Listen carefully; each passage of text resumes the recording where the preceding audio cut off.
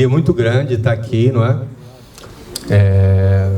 Sou amigo do Daniel desde que ele não existia, né? Dos pais dele, né?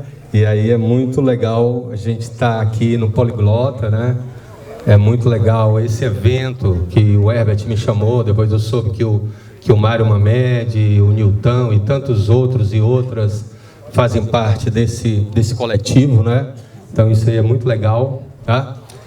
E muito legal estar aqui com o Gabriel e a Cristina, né?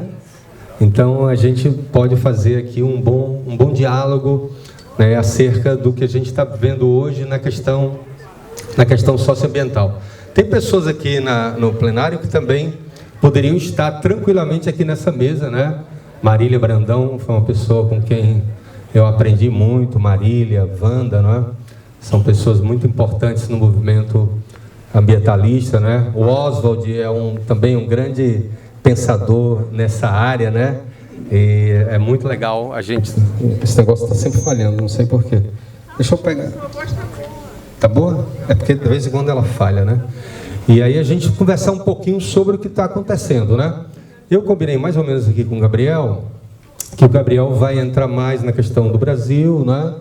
Mas era importante a gente estar aqui entre companheiros e companheiras de esquerda, né, do PT ou outros partidos, ou sem partido, mas nós estamos do lado mesmo, vamos dizer, que eu diria do anticapitalismo, né? Nós todos aqui temos uma perspectiva de construir outro tipo de sociedade que não essa que está aí, não é? E eu acho que a gente pode começar a pensar sobre isso, né, a partir de um fato. Eu queria colocar algumas premissas que eu acho que são importantes. A primeira é que a gente está imerso numa crise socioambiental e civilizacional. Os historiadores lá na frente, se sobrar alguma coisa dessa humanidade, eles vão poder falar muito melhor do que a gente. Porque como nós estamos dentro do olho do furacão, é muito difícil, né? Você ter esse distanciamento. Eu sempre me lembro de uma piada que eu acho genial, né, por causa da China, né, de que chegaram para o Deng Xiaoping, o pessoal mais antigo sabe quem é, né, do Partido Comunista Chinês, né, que dizia que não importa se o gato era preto, branco ou cinza, o importante era que caçasse ratos, e perguntaram para ele qual era o significado da Revolução Francesa, não é? Para a Revolução Chinesa, para a China. Ele disse, é um acontecimento muito recente, são só 200 anos. Nós temos que ter mais distanciamento disso. Então a gente vai falar no meio desse furacão, né? Que é uma crise da relação da sociedade humana, tá certo? Né? Com o seu ambiente natural. Não é? Então isso aí não é uma crise ecológica, não é da ecologia. Não é? É uma crise dessa relação, portanto, uma crise social e ambiental, e claro, civilizacional, porque está se questionando uma civilização, não é? É a civilização do capital, mas é um pouco mais além disso, né? Olhando para o Oswald, eu vou sempre lembrar da crítica à modernidade, né, Oswald? Que ele me ajuda a pensar nisso, né? Então isso é um fato, né? Não há como negar, né? Hoje não se fala mais em aquecimento global ou mudanças climáticas, se fala em emergência climática. Não sei se vocês têm acompanhado esse debate. Esse conceito é um conceito bem recente para mostrar o fato de que nós estamos assim no momento de acontecer uma virada, um ponto de mutação mesmo, tá? Algo que depois pode vir a se tornar irreversível, né? Quando você vira aí esse ponto, não é? Do ponto de vista da questão do aquecimento global, da emissão de gases do efeito estufa e de todas as consequências que vão advir daí. Aliás, já estão vindo, né? Então os fatos estão aí, não é, vamos dizer, catastrofismo, evidentemente que não é, entendeu? É olhar ao redor da gente, em todos os aspectos. A gente vive uma crise climática gravíssima, com impactos muito grandes, imensos, não é? Que são previstos e já vem acontecendo. Não é? Claro que alguns deles a gente já sabe, a subida do nível do mar é não é? Mas não é só isso. Né? O fato é que, o pessoal que entende disso, né, não é minha área, mas eu sou obrigado a ler e estudar sobre isso, diz que aqueles fenômenos climáticos, vamos dizer, que já existem em diversas áreas do planeta, eles vão se tornando mais recorrentes e mais severos. Então, nosso caso, semiárido nordestino seca, sempre teve, mas elas vão se tornando mais severas e mais recorrentes. Aonde é a região dos tufões e dos furacões? A mesma coisa, tá certo? Então a gente está vivendo, esse é um fato concreto, é um fato real, e isso é o principal sinal, tá certo, dessa desordem planetária na relação da sociedade humana, tá, com o meio ambiente. Uma expressão do Marx é metabolismo social. Essa expressão metabolismo é muito interessante, né? Porque a gente tem que pensar a humanidade metabolizando a natureza. Metabolizando significa se alimentando disso tudo e também excretando tudo isso. Então o fato é que isso questiona profundamente algumas visões que até então a gente tinha, né? Por exemplo, esse ano são 40 anos de reabertura do Centro Acadêmico Cosme Bevilacqua, e eu nem posso deixar de lembrar Newton da Bebel, né? da querida Isabel Natécia Solon Barreira, que ela foi da primeira diretoria do CCB, junto comigo, com o Gato e tantos outros. Naquela época a gente dizia o seguinte: nós queremos, né, um crescimento ilimitado, nós queremos, para nós a visão do socialismo era exatamente todo mundo ter o mesmo nível de renda, tá certo? Das classes médias alta ou classe alta dos países do chamado primeiro mundo, hoje a gente chama de hemisfério norte. É impossível isso hoje. Está comprovado isso. Está comprovado que se todo mundo tivesse o mesmo nível de vida da classe média dos Estados Unidos, da Europa, do Japão, a gente precisava de 5 planetas. Quer dizer, a humanidade não deixou de existir por causa da desigualdade. É verdade isso. É por causa da desigualdade.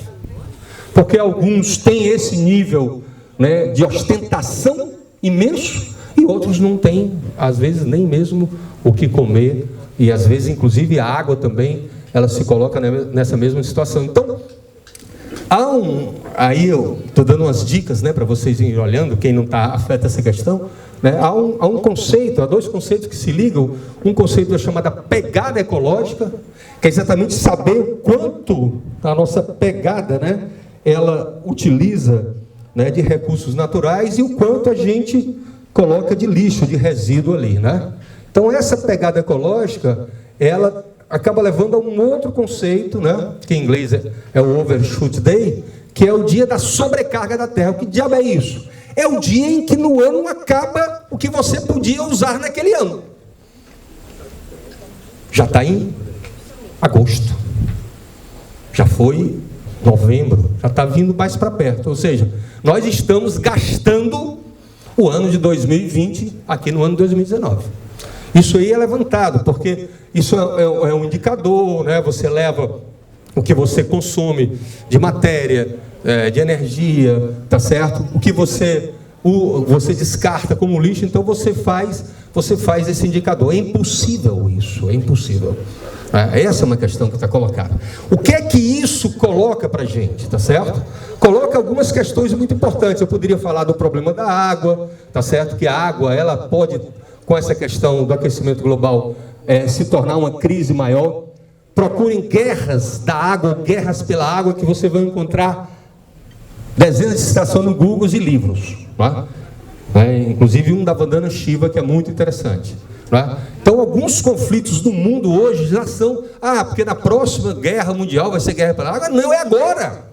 A guerra pela água está acontecendo agora em alguns países do mundo. Às vezes, conflitos que você pensa que são conflitos étnicos, que são conflitos religiosos, são conflitos pela água. Como é o caso de Darfur, no Sudão, como é o caso de muitos conflitos na Idade Média, como foi o caso de muito do que saiu, né, de migração da Síria, além da guerra, foi o problema da água. O problema da água está colocado também nessa crise que a gente está falando aqui, nessa crise socioambiental e civilizacional.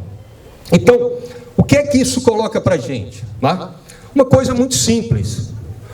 Uma visão que acha Isso eu aprendi, gente, com Lutzenberger. Eu tive na Eco 92. O Zé Lutzenberger, a Marília conta uma história divertidíssima dele, né? Que ele estava lá. Eu vou contar, Marília, porque eu acho genial, né? Que ele estava no sítio dela, acho que era na Serra de Baturité, do Flávio, né? E aí lá pelas tantas, o Lutzenberger, que era uma figuraça, né? Ele dizia assim: olha, eu queria pedir licença porque eu vou fazer uma trilha aqui na mata. Por que você está pedindo licença? Não, pode ver. Ele tirou toda a roupa e foi fazer a trilha. Para fazer a trilha em contato com a natureza, sem nenhuma mediação, nem sequer da roupa. Pois o Lutzenberger dizia o seguinte: essa sociedade que a gente vive, ela tem um equívoco brutal.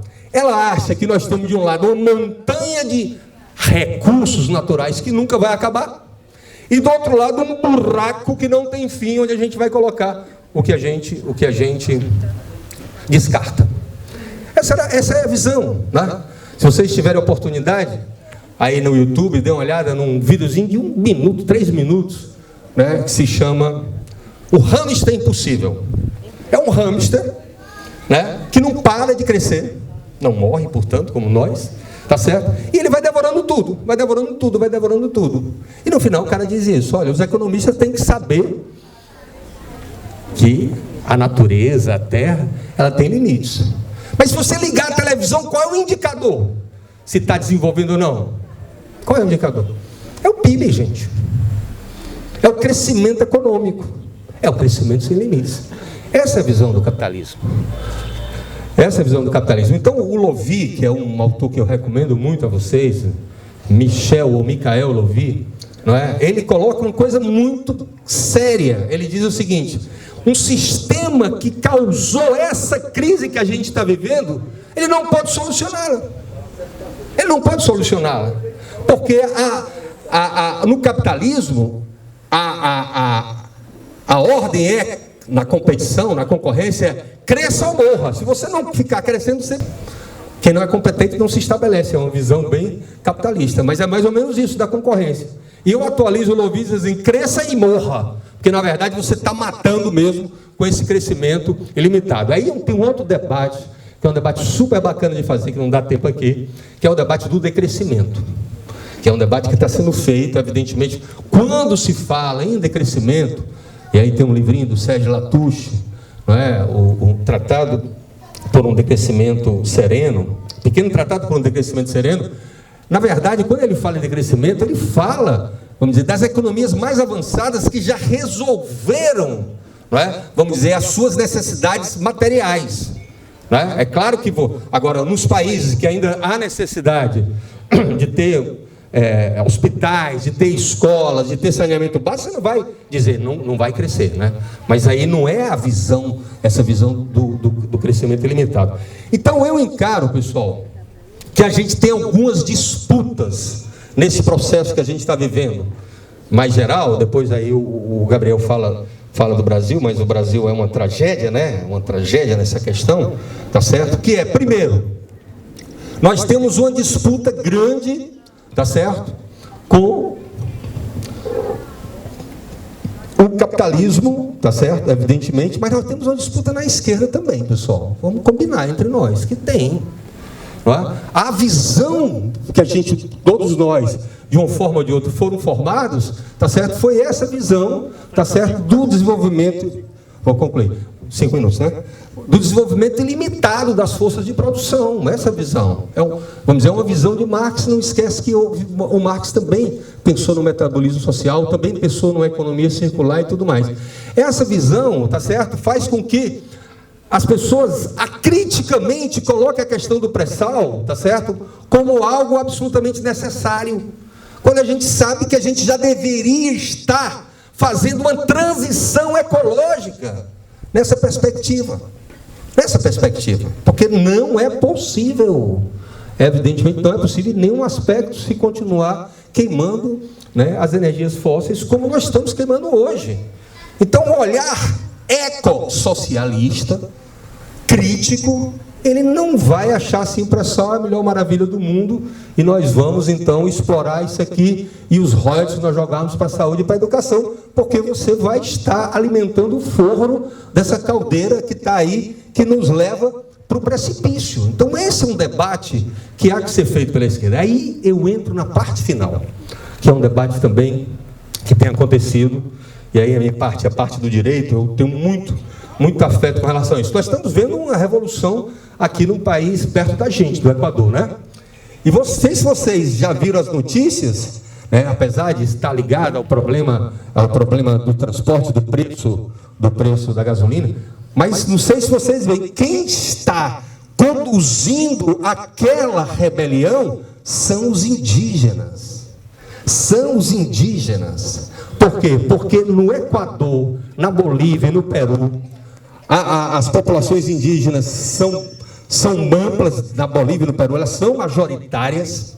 E em 2 desses países, no caso da Bolívia e do Equador, a visão do bem viver, né, que tem uns nomezinhos em quechua, em aimara, Suma Camanha e Sumac Casai, tá certo? Ela é vinda da relação dessa sociedade indígena com a natureza, onde primeiro eles não encaram a separação ser humano e natureza, eles são natureza. Segundo, trazem a natureza como portadora de direitos, tá certo? E terceiro, né, e aí vamos trazer para o Brasil, nós estamos vivendo um golpe, né, dentro do mesmo golpe, todos nós sabemos disso. Eu tenho horror quando alguém diz que a eleição do Bolsonaro foi legítima. Legítima uma ova. Foi eleição ilegal, ilegítima, manipulada, com a utilização, tá certo, desses WhatsApp, com financiamento empresarial por trás disso tudo, né? Dessa situação, qual foi o setor da nossa sociedade, tanto que é mais atingido, como que se mobilizou mais? Os indígenas. Muito mais, com todo respeito, que os sindicalistas. Muito mais do que um pouco parecido à juventude que foi na rua, né, contra os cortes da educação. Os indígenas já fizeram 3 grandes mobilizações no país. A primeira em janeiro, quando muita gente estava com medo do que ia acontecer, eles puxaram o Janeiro Vermelho. Tá? Depois fizeram em abril o acampamento Terra Livre, que já é o 15º. Quando foi em agosto, puxaram a primeira marcha das mulheres indígenas. Fora as viagens. Por que então que o Bolsonaro, quando vai discursar na ONU, a única pessoa que ele cita para tentar deslegitimar é o Raoni? Aí, Raoni, cadê o Raoni?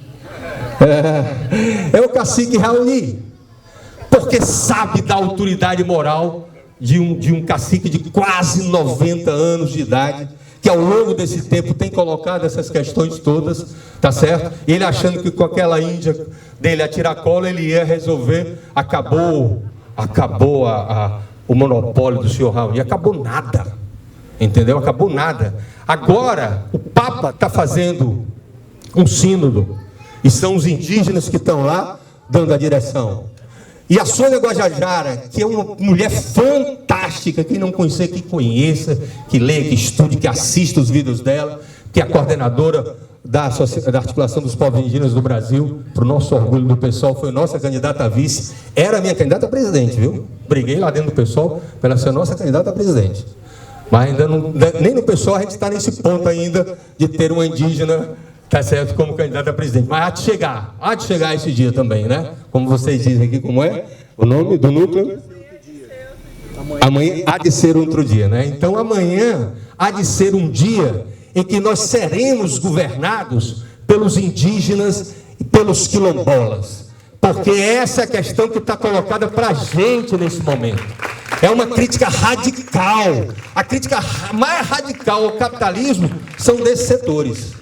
Muito mais radical do que do sindicalista, muito radical do que os operários. Isso, inclusive, coloca outro debate. Eu sei que é um debate meio heterodoxo aqui, eu morro de medo que o Newton está olhando para mim, o Newton não entende pra caramba disso, entendeu? Mas é um debate heterodoxo.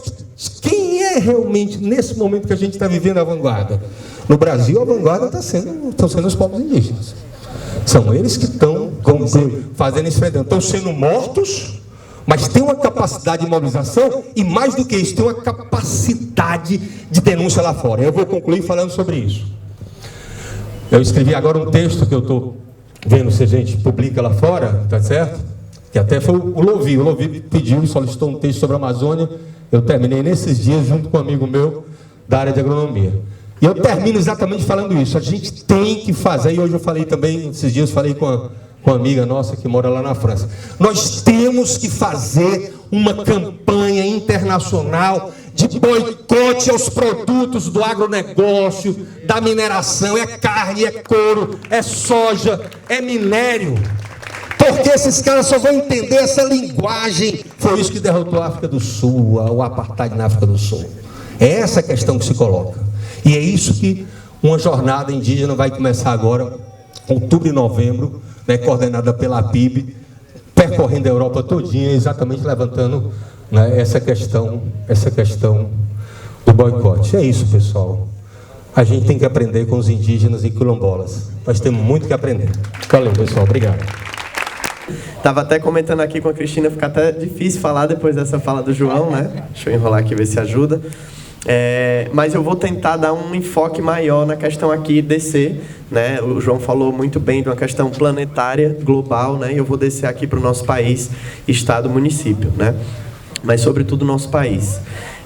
E aí dentro daquela ideia da filosofia de que o peixe só sabe o que é água quando ele sai, né? Ele pula e olha para baixo. Então eu vou tentar dar só uma contextualização do tempo para a gente ver o que é o fenômeno ecológico humano e colocar, parametrizar com o tempo que a gente está aqui, né? O nosso planeta, o planeta Terra, ele existe há 4,5 bilhões de anos. Opa. Aí tem um microfone aqui. Esse aqui. Tem que botar esse aqui. Tem que tirar, botar o adesivo, né? O adesivo, Só ajeitar aqui a tecnologia da transmissão. Tem que ser bateria, né? Ser bateria. João, obrigado também. Tô ligado em você, eu sei que você tá... Acho que o meu tá tendo 20 também no Facebook. Acho que tá. Botou ótimo, então vamos lá. Pronto, tudo certo então. Então, gente, o nosso planeta ele existe há 4 bilhões e meio de anos, né? É tanto tempo que a gente, pensando em escala, nem consegue imaginar a diferença de 2 bilhões para 4 bilhões, por exemplo. É muito tempo. A vida no nosso planeta, ela existe há aproximadamente 4 bilhões de anos, tá? Os dinossauros dominaram o planeta Terra por 100 milhões de anos. E o ser humano existe aqui no planeta há cerca de 200 mil anos. A gente está aqui no último segundo de todo esse tempo que existe o nosso planeta. A agricultura, né, que fez a gente se estabelecer enquanto sociedade, existe aí há uns 11 mil anos, né? Então é extremamente recente. E se a gente for pensar na Revolução Industrial, que começou a alavancar, para bem ou para mal, né, a forma de vida que a gente está hoje, é um piscar de olhos, né? É algo muito, muito recente. E nesse curto período, nós já estamos, não é nem antevendo, porque a gente está vendo agora acontecendo o que o João já resumiu muito bem, que é um colapso ambiental, uma crise climática, uma crise socioambiental econômica, que realmente está colocando em xeque toda a nossa forma de vida, né? E chegando no nosso país, para contextualizar, nós já devastamos cerca de metade dos nossos ecossistemas, né? O Brasil ainda é o país mais biodiverso do planeta Terra. Nós ainda temos, né, a maior floresta tropical do mundo, que é a Amazônia, mas nós temos também outros 5 biomas de grande importância, né, a Caatinga, o Cerrado, o Pantanal, a Mata Atlântica, os Pampas, né, além da Amazônia, que formam toda a riqueza do nosso país. E nesse momento a gente está vendo com clareza o que é a alienação do ser humano da própria natureza que ele faz parte. E só para colocar mais uma vez em números, eu acho muito legal botar em números porque fica bem claro. Hoje no Brasil, cerca de 85% da população vive em cidades. E quanto por cento do nosso país é composto de cidades? Cerca de 0,5%. Então hoje, cerca de 85% das brasileiras e dos brasileiros vivem aproximadamente 0,5% do território nacional. E as cidades, a polis, né, que vai dar origem à palavra política, né, não é nada mais, nada menos do que o espaço mais distante possível das características naturais dos ecossistemas. Então, quase 90% da nossa população está nascendo, está crescendo, está pensando o mundo, está pensando a política, quase sem nenhum contato com o que seria o aconchego das redes ecossistêmicas. Então, essas pessoas que são grandes responsáveis, né, sobretudo, como o João muito colocou, dentro da pirâmide da desigualdade, né, são aqueles 6% ali do topo, grandes responsáveis por esse colapso que a gente está vendo, que não é responsabilidade da superpopulação, né, é uma falácia muito utilizada, mas sim desses 6% que estão causando esse grande impacto, sobretudo, esses vão ser aqueles que vivem na cidade, que vão consumir quase todo o recurso desses 99,5% do nosso país e que vão eliminar praticamente a totalidade desses resíduos que estão causando esse grande impacto na água, no solo e na atmosfera. Então, se a gente não discutir esses temas, se nós não ouvirmos os cientistas, se nós não ouvirmos as comunidades tradicionais, os ribeirinhos, os povos de terreiro, os pescadores, os povos indígenas, a gente simplesmente, como falam, né, vai morrer sem saber o que nos atingiu, porque a gente está quase completamente alienado da realidade ecológica, ecossistêmica, né?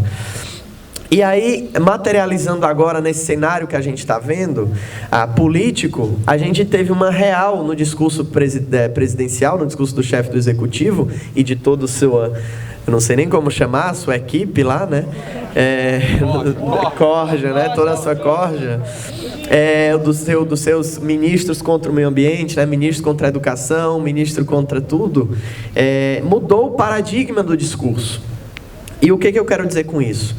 Que em outros governos, quando algum presidente, seja em qual governo for, tinha que tomar uma decisão que não era agradável para quem está preocupado com o meio ambiente, tinha que ser ali botado panos quentes, ou ficar discreto, né? Ou tentar fazer uma compensação no discurso. Agora não.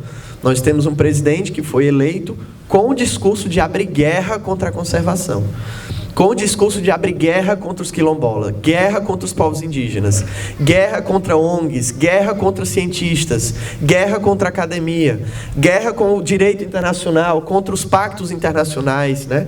Guerra contra tudo que hoje a maturidade, né, se a gente pode chamar assim, da humanidade chegou como um consenso em relação à permanência da vida no planeta, né? E isso está declarado. Ele ressignificou os ataques aos povos indígenas, né? No lugar de, entre aspas, menosprezar os povos indígenas, dizer que não presta, isso e aquilo, não. Ele mudou o discurso. Ele quer dizer agora que destruir, dissolver, dissipar toda a cultura milenar dos povos indígenas é tratar eles como seres humanos, né? Que ele quer inserir nos povos indígenas todo esse sistema capitalista que está levando à situação que o João colocou, como uma forma de vida saudável, natural, desenvolvimento, progresso, e os povos indígenas também querem, a gente vai dar isso a eles, né? E o que isso está causando para a gente? Tão rapidamente quanto ele assumiu a presidência, a gente já está vendo os impactos diretos. E isso se manifesta, sobretudo, ganhando a mídia internacional no que a gente está vendo na Amazônia, né? E que não é exclusividade da Amazônia. A gente está vendo isso em todos os biomas. Mas na Amazônia se destaca. E aí, resumindo, né, só para a gente ver a importância da Amazônia, a maior floresta tropical do planeta, né, nós temos lá cerca de 390 bilhões de árvores, 390 bilhões de árvores, dividido em mais de 40 mil espécies. Nós temos mais de 2,5 milhões de espécies de invertebrados, de insetos. 1/5 de todas as aves do planeta Terra moram na Amazônia. Isso é um número muito alto, né? Mais de 1.500 espécies de pássaros estão lá. Centenas de espécies de répteis, anfíbios, mamíferos, né? Mais de 300 mil pessoas indígenas lá morando naquela floresta. Em dezenas de tribos, de etnias de grande importância, encerrando ali uma cultura milenar. E essa floresta atingiu agora, né, 45,5% de desmatamento a mais do que os anos anteriores. Mais de 40 mil focos de incêndio, né, que é o triplo dos anos passados, se você considerar a média, né? E isso está decolando, né? Só naquele dia do fogo foi queimada uma área maior do que a cidade de Fortaleza inteira, de floresta densa. E não há dúvida, o planejamento maquiavélico dessa queimada foi deflagrado em um grupo de WhatsApp, com 80 ruralistas, chamado Sertão.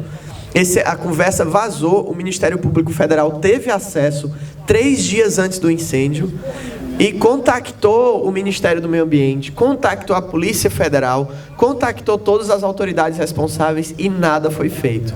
Passaram-se 2 dias, outro contato foi feito e foi dito, vão incendiar a Amazônia, e nada foi feito. E esses ruralistas, rindo, né, do total amparo que eles tinham, incendiaram com motociclistas, com pinga-fogo, com motosserras, né, fizeram um acero e queimaram uma área superior à área de Fortaleza, né, deixando centenas de milhares de animais mortos. Os postos de saúde lotados, né, a gente vê os índios que moram naquela região narrando o que não aparece na TV. Né? E essa situação que só ganhou a mídia quando precisou escurecer a cidade de São Paulo às 3 da tarde. Porque talvez se a fumaça dos corpos, das árvores e dos animais incendiados, carbonizados, não tivesse chegado no céu de São Paulo, talvez isso nem teria ganhado a mídia que ganhou. Né? Então essa situação que coloca em xeque a nossa própria capacidade, né, enquanto brasileiras e brasileiros, de cuidar do que é um patrimônio, sim, um patrimônio da humanidade, né? Respeitando a soberania do país, mas é um patrimônio da humanidade, porque os impactos que causam a Amazônia não são sentidos só aqui, são sentidos no planeta inteiro. E vale destacar que o Brasil estava plenamente soberano quando assinou os pactos internacionais, quando se comprometeu com a luta contra o clima, quando se comprometeu em preservar a sua biodiversidade, quando assinou a Agenda 2030 e por aí vai, né? E ele está agora, por causa de um representante, com todos os conflitos, como o João muito bem colocou, que questionam a sua eleição, que questiona a legitimidade desse processo inteiro, um representante está botando em xeque os pactos que o Brasil assinou, plenamente soberano, de proteção da biodiversidade e respeito aos pactos internacionais, né? Isso está ficando tão feio, né? Isso está ficando tão feio que o Brasil, que sempre teve, né, uma imagem de pacífico com os outros países, de diplomático, né, de respeitoso, está agora arrumando de graça briga com todos os países, né? Acredito que até com uma crença bastante tola ou egóica do representante do executivo, né, que acha que os Estados Unidos vão estar do nosso lado para nos defender, custe o que custar, porque ele chega lá e fala I love you, né, para o presidente dos Estados Unidos e bate continência para a bandeira americana. E a gente está vendo já que isso não é real, né? E que se fosse, que tipo de aliança é essa, né? Então o cenário que a gente tem hoje é esse, bastante preocupante. Como o João colocou, nós estamos nessa crise ambiental, que e é social, é política, é ambiental, é sobretudo uma crise política que bota em xeque o meio ambiente e sobretudo a permanência da humanidade no planeta.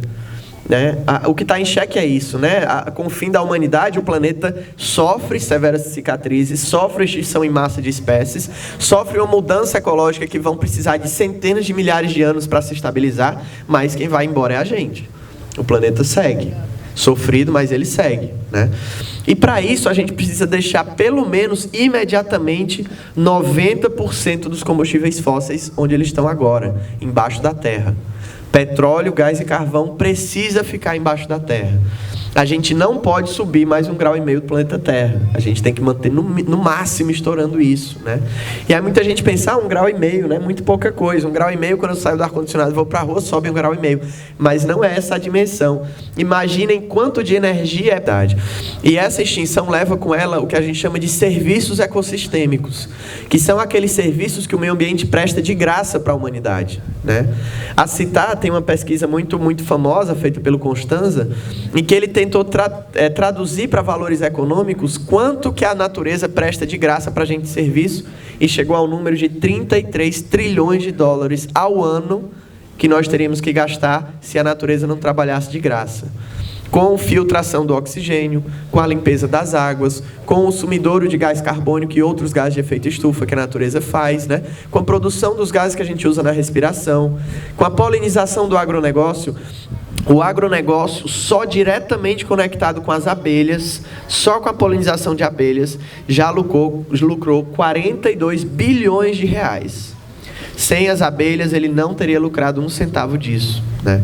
E as abelhas estão sendo extintas pelos agrotóxicos, pelas mudanças climáticas que afetam as colmeias, né? Que, dependendo da temperatura, elas simplesmente não conseguem nascer. Pela devastação das florestas, né?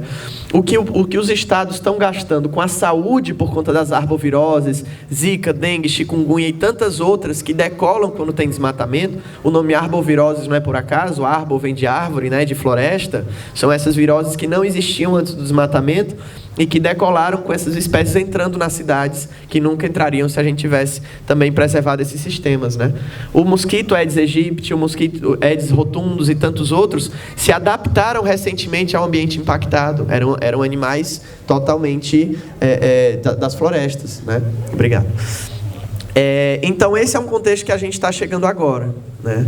E se a gente não fizer algo agora, imediatamente, como a Greta Thunberg está puxando muito, os povos indígenas estão puxando, movimentos atingidos por barragem há tanto tempo e tantos outros destacam tanto que as ações precisam ser imediatas, a gente vai ter um cenário de extremos climáticos, de eventos catastróficos climáticos, como a severização dos terremotos, severização das tsunamis, severização dos...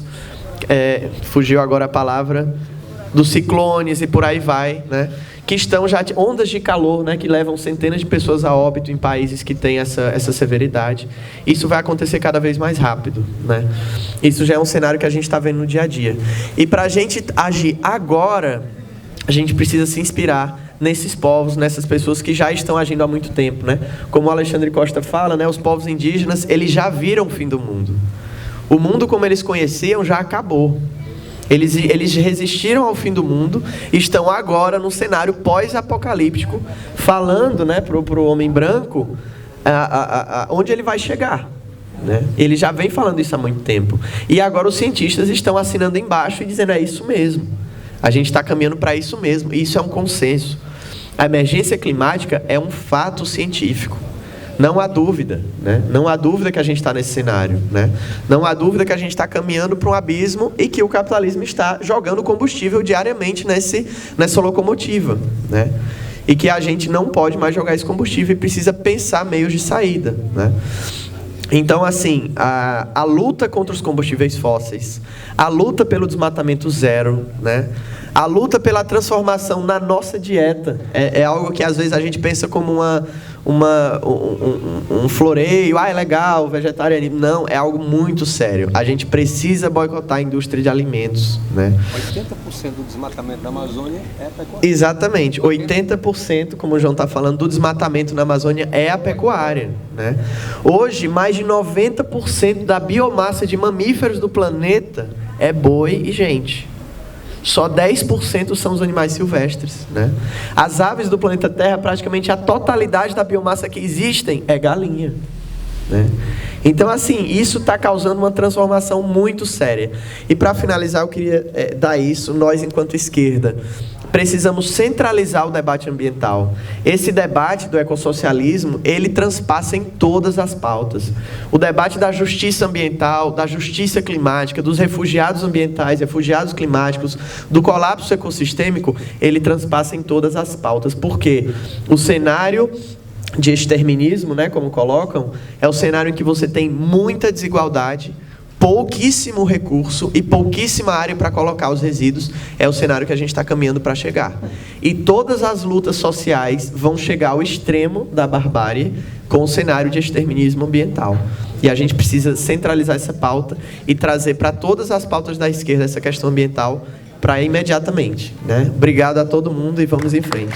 Está nesse momento um debate muito riquíssimo e aonde se abre um leque e uma grande oportunidade da gente estar ocupando os espaços e falando dos nossos parentes, dos nossos irmãos quilombolas, e dizer que é muito gratificante, né, abrir essa fala. Eu quero abrir essa fala para todas as mulheres presentes que aqui se encontram, né? Me chamo Cristina Quilombola. Se me chamar de Isabel, por aí não me conhecem. Cristina Quilombola, tudo que você falou, ok. Nacionalmente pela CONAC, certo? Que a gente tem uma coordenação nacional em Brasília, né? Que a gente vem também lutando as políticas públicas dentro de Brasília. A princípio estar aqui foi um momento assim muito importante, porque recentemente estive fazendo uma intervenção, né, de uma grande duplicação que está acontecendo na BR-222, quilômetro 25, no município de Caucaia, onde acontece uma grande degradação de uma serra, que está localizada também dentro de um território quilombola, que é o Quilombo Boqueirão do Arara. E com essa duplicação, está acontecendo uma grande devastação de árvores, né, dentro do nosso território. E nós tivemos lá recentemente fazendo essa intervenção junto com a equipe do DENIT. Conseguimos parar naquele momento, mas eles ainda continuam nessa obra, né? E estamos aí, dentro do município de Caucaia, falando em várias políticas públicas, né? E principalmente sobre o meio ambiente. Somos povos e comunidades tradicionais que diariamente, todo dia, sofremos ataques dentro dos nossos territórios. São territórios que são ocupados também por pessoas que não são das nossas origens e principalmente de nossas raízes. Ruralistas que ameaçam nossas lideranças, lideranças que muitas já se foram, né, fizeram sua passagem por serem resistentes à luta pelo território e à luta pelo meio ambiente, né? Nós temos várias lideranças que não estão dentro do território por causa de ameaças. Isso daí a gente vê como é a grande resistência, lutar pelo meio ambiente. E quando a gente fala do meio ambiente, a gente fala da mãe natureza, que é o nosso território. O território, ele traz a nossa ancestralidade, o nosso pertencimento, as nossas raízes, as nossas curas dentro do meio ambiente que lá existe. Então, a gente tem essa preservação, essa manutenção e esse cultivo realmente do bem viver entre os nossos povos, né? E recentemente a gente vem dialogando diretamente com o governo do estado, com vários outros segmentos, sobre a importância de estarmos realmente dialogando diretamente sobre o ecossistema, né? E também a biodiversidade dentro dos nossos territórios. A gente tem um trabalho muito desenvolvido, que é a agroecologia. A gente vem desenvolvendo dentro dos nossos territórios. Infelizmente, também são espaços que são ocupados por atravessadores e não entende o manejo e o cultivo da plantação, do que é o pegar na terra, o que é o cultivar e sair uma alimentação orgânica para o prato de cada um. Então, a preservação para a gente do meio ambiente, ela é necessária. Hoje é um momento que a gente está aqui, eu venho falar por todos os nossos parentes indígenas, quilombolas, povos de terreiros, ciganos, né, marisqueiros, que vêm nessa diversidade plural lutando cada dia, né, pelo nosso território, pelo nosso ecossistema. Sabemos também que recentemente houve um tremor, né, aqui no interior, passou no jornal, né? Isso tudo acontece, né, passou no jornal, né, recentemente. E isso tudo acontece realmente por causa, né, da degradação das nossas árvores, né? E isso vem também mostrando dentro do nosso território qual a importância de nós estarmos dentro de nossas escolas, falando para as nossas crianças o que é o meio ambiente, como preservá-lo, como cultivá-lo e como a gente permanecer dentro dos nossos territórios, sendo a nossa propriedade realmente. Diretamente a gente vem dentro dessa degradação e hoje a gente vem passando dentro de uma comunidade. Lá nós temos uma serra que ela está sendo devastada realmente, porque lá tem uma empresa que ela trabalha, né, coloca dinamite e vai degradando realmente a serra. E aquela poeira, ela vai para a comunidade. Muitos dos nossos senhoras, né, nossas griots, que são as pessoas idosas, as sabedorias da nossa comunidade, muitas já se foram por causa dessa poeira, né? Pela manhã eles limpam, mas quando sai que volta, a poeira está. Muitas crianças estão tendo um avanço, muito a questão da asma. Então, a gente tivemos já intervenções também dentro dessa comunidade. É uma comunidade que ela já está avançada no território, mas, infelizmente, esse governo federal que não nos representa, a gente tem que esperar realmente ele dar a canetada para que o nosso território seja realmente nosso. Só estamos esperando isso, mas, infelizmente, é uma espera que a gente só vai acontecer quando nós resistirmos e tirarmos ele de lá, né?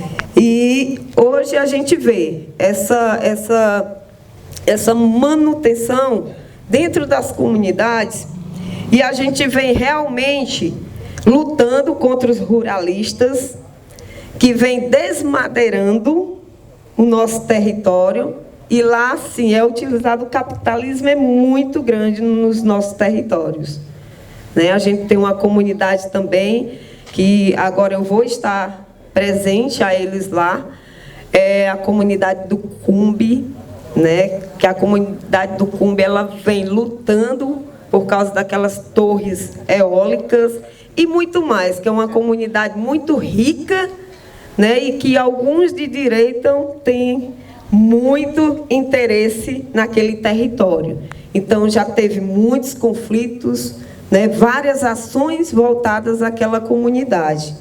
Eu acho que esse momento é um momento, na minha fala, de vocês perceberem que nós somos de resistência, de luta, e que nós estamos dentro das nossas comunidades, dentro dos nossos quilombos, lutando por cada segmento que é direito dos nossos antepassados e que hoje nós resistimos nessa luta diariamente, né?